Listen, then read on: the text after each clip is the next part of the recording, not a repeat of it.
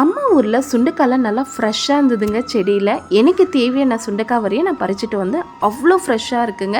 இப்போ இந்த சுண்டைக்காய் வச்சு காரக்குழம்பு எப்படி செய்யுதுன்னு பார்க்கலாமா? ஃபர்ஸ்ட் இந்த மசாலாலாம் வறுத்து எடுத்துக்கலாம். இதிலே மென்ஷன் பண்ணியிருக்க பாருங்கள் என்னென்ன மசாலாலாம் போட வேண்டியது. இதெல்லாமே நல்லா வறுத்துட்டு ஆறினவுடனே மிக்ஸி ஜாரில் சேர்த்து நல்லா ஸ்மூத்தாக பிளெண்ட் பண்ணிக்கலாம்.